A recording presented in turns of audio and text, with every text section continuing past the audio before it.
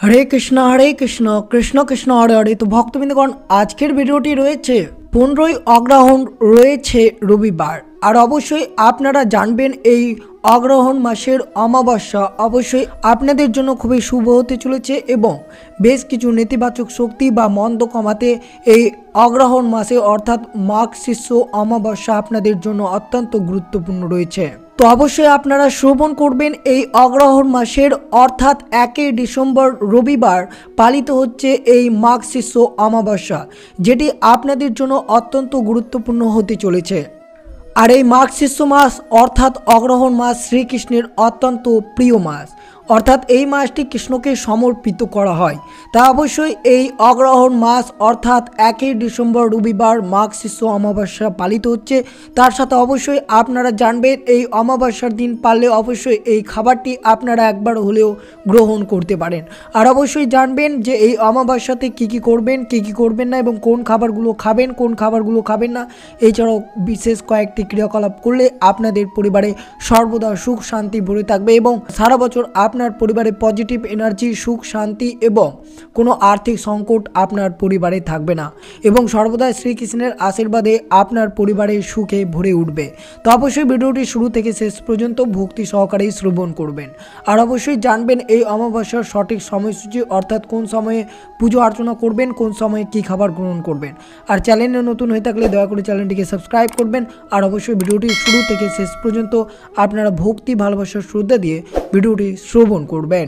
অমাবস্যা আপনাদের জন্য অত্যন্ত গুরুত্বপূর্ণ হতে চলেছে। প্রত্যেক হিন্দু সনাতন ধর্ম ব্যক্তিদের অবশ্যই এই দিনটি আপনাদেরকে উদযাপন করা উচিত, কারণ অমাবস্যা সংস্কৃত থেকে এসেছে এবং অমাবস্যার চন্দ্র পর্বকে বোঝায়।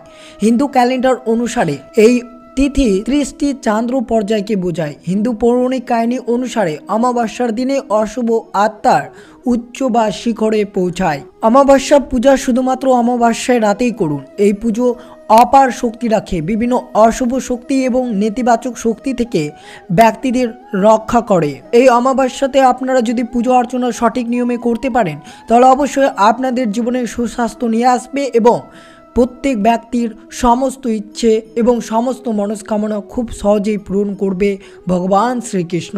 তো অবশ্যই আপনারা এই অমাবস্যার দিনে অবশ্যই এই নিয়ম মেনে আপনারা অবশ্যই পুজো অর্চনা করবেন, কারণ এই অগ্রহণ মাস অর্থাৎ মাঘ শিষ্য মাসে যদি আপনারা পুজো অর্চনা করতে পারেন তাহলে আপনাদের জন্য বিশেষ সুবিধা ফল পেতে পারেন। আর অবশ্যই এই দিন সকালে ঘুম থেকে উঠে অবশ্যই এই মন্ত্রটি আপনারা জপ করবেন, যে মন্ত্রটি জপ করলে আপনার জীবনে সর্বদা সুখ বর্ষিত হয়ে থাকবে, যেটি কৃষ্ণের মহামন্ত্র জপ হিসেবে নামে পরিচিত। এই মহামন্ত্রটি আপনারা প্রত্যেক অমাবস্যার সকালে ঘুম থেকে উঠে অবশ্যই স্নান করে এই মন্ত্রটি আপনারা প্রতিনিয়ত 108 বার জপ করবেন, তাহলে অবশ্যই আপনার পরিবারে সুখ শান্তি প্রদান থাকবে। এই অগ্রহণ মাসের অমাবস্যা অর্থাৎ মাঘ শিষ্য অমাবস্যাতে বিষ্ণুকে সন্তুষ্ট করার জন্য অবশ্যই আপনারা এই দিন বিষ্ণু পুজো অবশ্যই করুন। এই পুজো বা উপবাস সম্পূর্ণ করা পূর্বপুরুষদের সন্তুষ্ট করে, কারণ তারা বিশ্বাস করেন যে পূর্বপুরুষরা এই রাতে পৃথিবী পরিদর্শন করেছিলেন, তারা ঘুরে তাদের পরিবারকে সুখ এবং শান্তি প্রদান করে থাকে।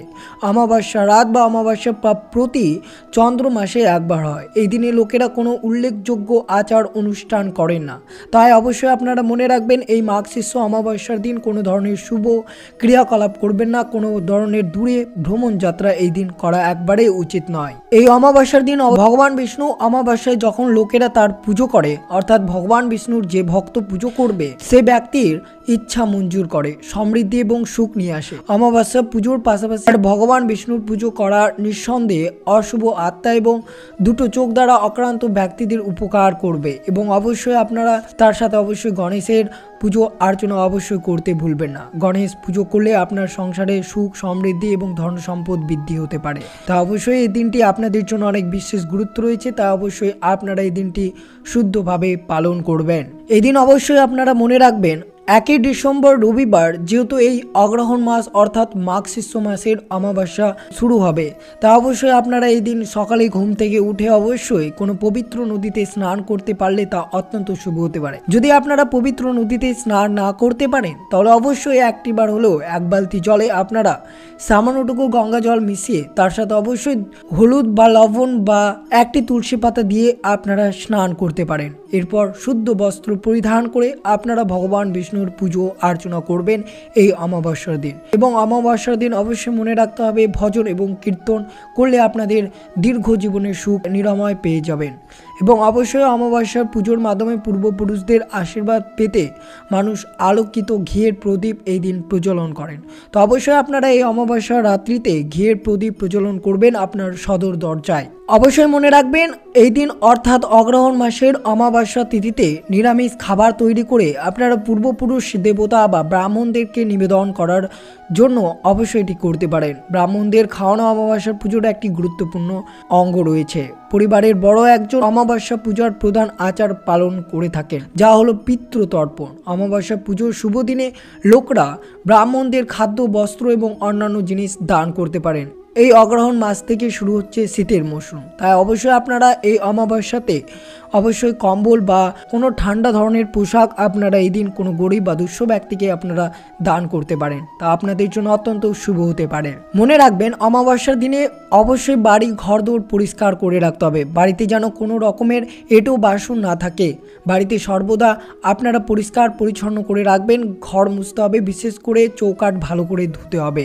এই দিন অবশ্যই মনে রাখবেন এই অমাবস্যাতে আপনারা কোনো জায়গায় নোংরা করে রাখবেন না। অমাবস্যার দিনে অনেকে উপোস করেন এবং দিনে একবার খান। পুরোপুরি উপোস না করলেও এই দিন আমিষ খাবার বর্জন করা উচিত বলে মনে করা হয়।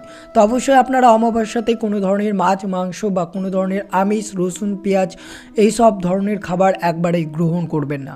বিশেষ করে মনে রাখবেন অমাবস্যার দিনে মন্দিরে পুজো দেওয়া শুভ বলে মনে করা হয়।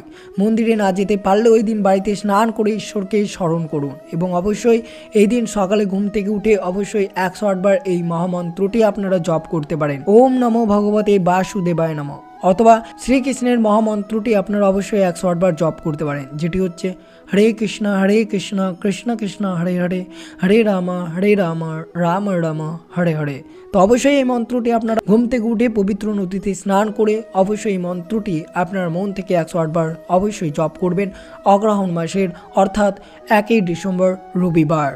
1 ডিসেম্বর রবিবার অর্থাৎ অগ্রহণ বা মাঘ শীর্ষ অমাবস্যা শুরু হচ্ছে 14ই অগ্রহণ অর্থাৎ 30শে নভেম্বর শনিবার সকাল 9:54 থেকে শুরু হবে এবং শেষ হবে রবিবার অর্থাৎ 1 ডিসেম্বর সকাল 11:17 পর্যন্ত সমাপ্তি হবে। অবশ্যই আপনাদের মান্যতা করতে হবে 1 ডিসেম্বর রবিবার অর্থাৎ 15ই অগ্রহণ রবিবার এই অমাবস্যা অর্থাৎ মাঘ শীর্ষ অমাবস্যা বলা হয়। আর অবশ্যই জানবেন এই অমাবস্যাতে যে খাবারটি আপনারা গ্রহণ করতে পারেন, অবশ্যই ভগবানকে এই দিনে পুজো অর্চনার সাথে অবশ্যই নৈবেদ্য হিসেবে আপনারা পায়েস অর্পণ করতে পারেন এবং পায়েসের সাথে অবশ্যই একটি তুলসী পাতা অবশ্যই ভোগে নিবেদন করবেন, নইলে আপনার পুজো দেওয়া ব্যর্থ হয়ে যাবে। এবং সেই পায়েস আপনারা প্রসাদ রূপে গ্রহণ করলে অবশ্যই শ্রীকৃষ্ণের আশীর্বাদ আপনাদের উপর বর্ষিত থাকবে।